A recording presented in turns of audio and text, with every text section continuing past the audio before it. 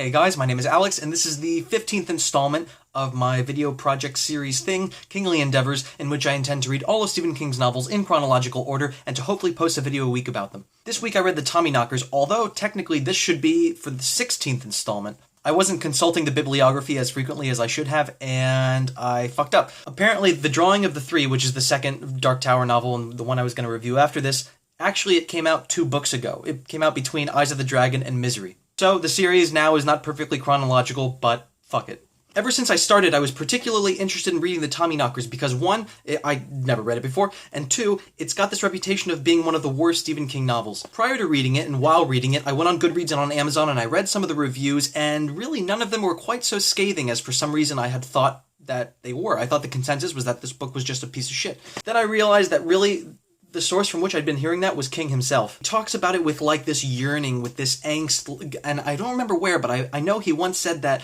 he looks at the 700-page bulk of the Tommyknockers and he just thinks, man, I know there's a great 300-page novel in there, but it just, particularly people were complaining about the ending, which they thought was like the most disappointing thing on earth. I don't think the ending was that disappointing, but I totally understand that attitude because I think that with every 100 pages that a writer adds onto her story, she is, in proportion, I think, building up the reader's expectation. If I read a 200-page book that doesn't really satisfy me, I'm not that bothered. If I read a 300-page book that doesn't satisfy me, I am pretty bothered. If I read a 500-page book that doesn't satisfy me, I'm pretty pissed. And then just so on and so on, the expectations go up with the page count. So yeah, the ending isn't terrific, but I think that, like Stephen King said, if this book were 300 pages, it would be totally acceptable and nobody would complain. But it takes a lot of ego and confidence to write a 700-page book and to essentially say to any given reader, listen, you give me 15 hours of your attention and it'll all pay off. You really have to have great confidence in your talents as a storyteller to promise that to somebody. One of the manifestations, I think, of that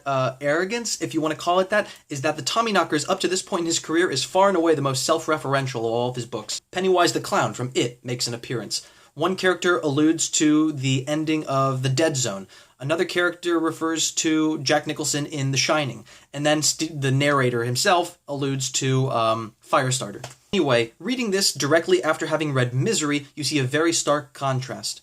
As I noted in the previous review, Misery is very brief and it takes place in one room with 2 characters. It's very confined and claustrophobic, and there, I think, Stephen King, exercises his voice to the best of his abilities. Here, again, when he does that sweeping kind of storytelling where he encompasses an entire town and he has a cast of 30 or 40 characters, I think he stretches himself a little too thin and the story suffers. Then, another thing that I was noticing with the Tommyknockers is that there seem to be 2 ways of telling a Stephen King kind of story. I think fundamentally that these 2 types of storytelling come down to what, Hitchcock talked about it a lot in the difference between suspense and mystery. The previous novel, Misery, for example, is absolutely a novel of suspense. What Hitchcock said about his suspense is that it's about giving the audience all of the information and then just keeping them on the edge of their seat because they want to see how everything plays out. In Misery, we get all of our characters right up front, we get the setting right up front, and it never strays from those 2 characters, it never strays from that setting. What holds us to the page is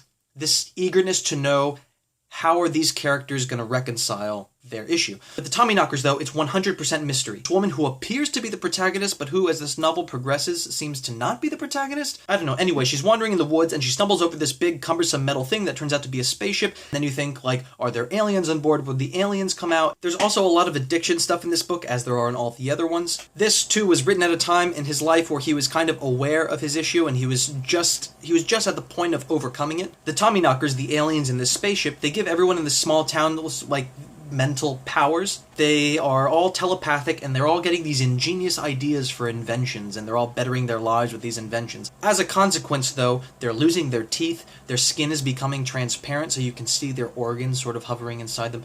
As he has said since publication, this is like a total metaphor for addiction where the drug is giving you these, what you feel like are superpowers, and that you're thinking faster, maybe you're performing better in some respect, you're more funny, you're more gregarious, whatever. At the same time, it is taking these very conspicuous, irrefutable physical tolls on you. This book has a lot of problems, and I think that mainly the big issue at the heart of it is that Stephen King, I think he had a great plan for this, and then he just got sort of lost in the novel's complexity, all the characters, all the subplots, and then he just never quite found his trail of breadcrumbs again?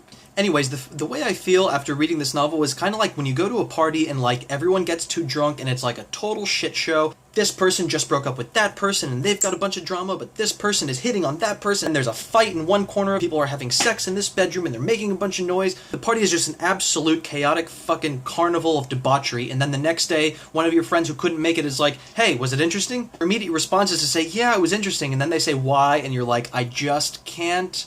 I don't even know where to begin. That's kind of how I feel about the Tommyknockers. It's absolutely fucking crazy. It's gruesome. There are parts of it that are genuinely moving, genuinely heartbreaking, and actually this is the first Stephen King novel that's made me laugh out loud on more than one occasion.